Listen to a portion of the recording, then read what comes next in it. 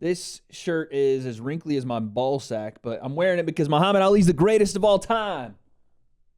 Huh? Before we get into the video, guys, remember, today is March 1st. We are doing a live stream watch party of UFC 260 on March 27th. Francis Ngannou, Stipe Miocic. It's a thank you to you guys for now hitting 10K. We're at 10K subscribers. Holy sh**. And I cannot wait to spend March 27th with you guys live. UFC 260 watch party. I'll see you guys then, but let's get into the video.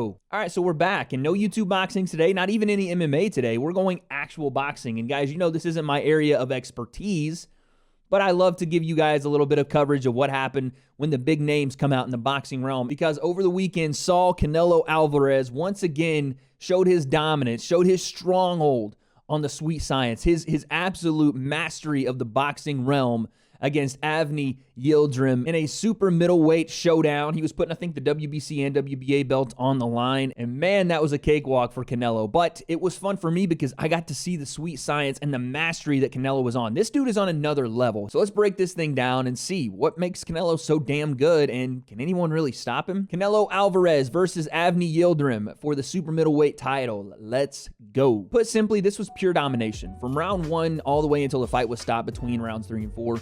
There was little resistance that Yildirim brought to this fight for Canelo. This is almost a coronation of Canelo in Miami. Fans back in the stands, just basking in the glory that was Canelo Alvarez, and for good reason, because he came out under the lights, under, what could have been a lot of pressure, because really no one was giving Yildirim a chance. It was all Canelo was going to walk through this guy, and that's what he did. And for Yildirim, yeah, he was outclassed pretty much every minute of the fight. I don't know if he landed more than 2 or 3 power shots the entire fight, but I think it was more than that. I think he was in awe of Canelo Alvarez. I think the lights were a little too bright, and he really offered no resistance in this fight whatsoever. I'm going to be honest with you, I hadn't watched any Yildirim footage before this fight, but when watching him, it's pretty easy to see what he is susceptible to, because he throws up a very high guard, almost right up here with the elbows tucked in, the hands a little bit further apart. He's got those pillows for gloves, right? And obviously his body's wide open, and Canelo started putting barbecue ribs on the grill. He was taking left hooks, right hooks to the body.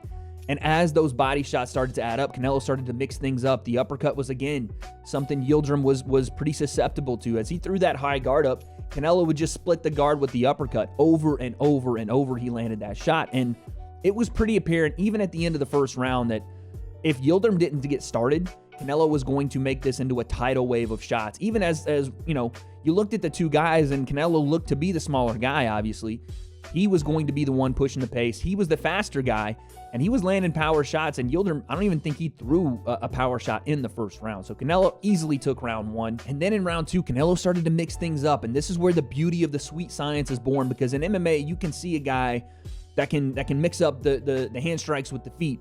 He can go from the leg kicks to the feint takedown with the uppercut, or he can find a way to feint out the lead hand and the head kick comes behind it. All that stuff is the art, the beauty of the mixed martial arts, right? Those are the things that are almost so unpredictable that you just kind of have to guess. With Canelo, he was offering that same sort of guessing game where you really didn't know what was coming in that second round, because, yeah, he was still working the body, right? He was still ripping those shots to the body.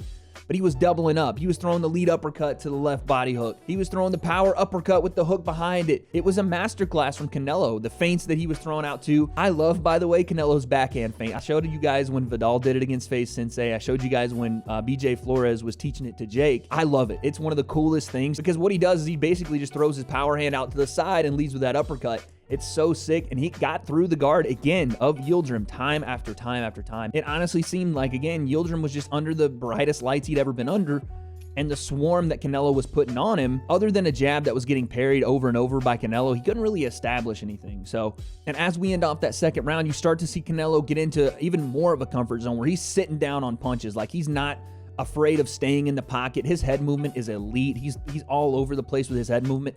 And while he's doing that, he's tagging Yildirim over and over. And when he lands these shots, even if they land on the guard, he's sending Yildirim flying across the ring. Like, he is hitting with some power, sitting down. And in the third round, Canelo shows true championship form, because when he sees a guy that he is far outclassed, he doesn't elongate the process and let that self-belief of the lesser talented individual to creep up inside of them and start to make this a fight that it really shouldn't be. And early in the round, Canelo lands a jab through the guard, and as he breaks the guard with the jab, you see Yildirim's hands kind of cross in front of his face. And as he tries to open his hands back up, boom, the right hand comes straight down the pipe, and Yildirim never sees it.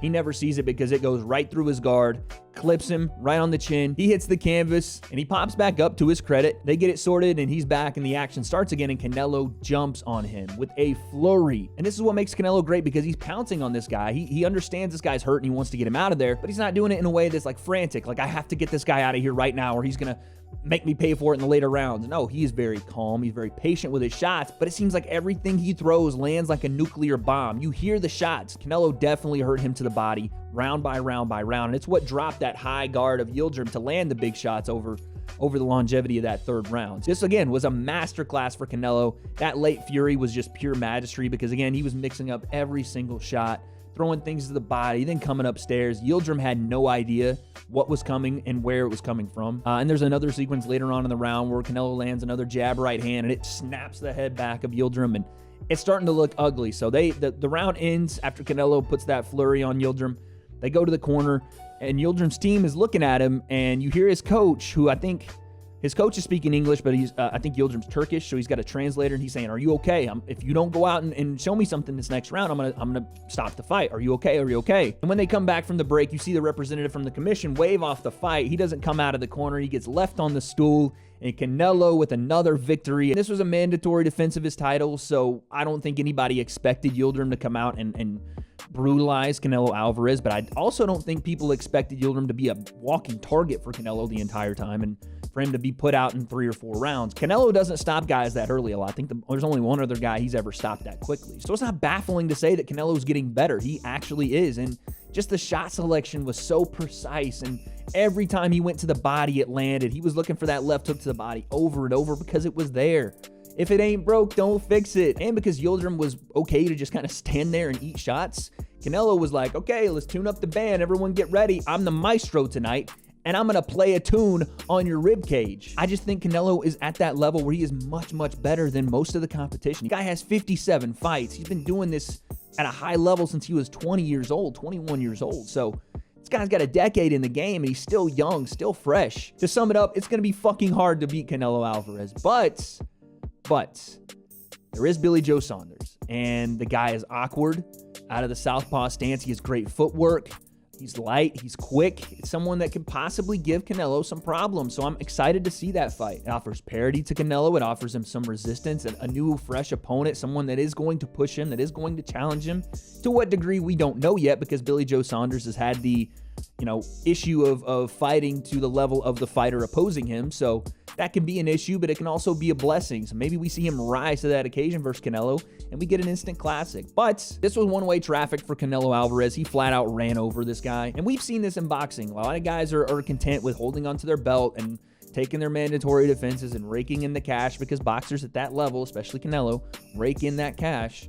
But he's not doing that. He is fighting and wanting to fight some of the best guys in the world. So I'm excited for Canelo. This is what I want to see more out of boxing. This is kind of the reason I've been turned off to boxing, like a lot of boxing fans.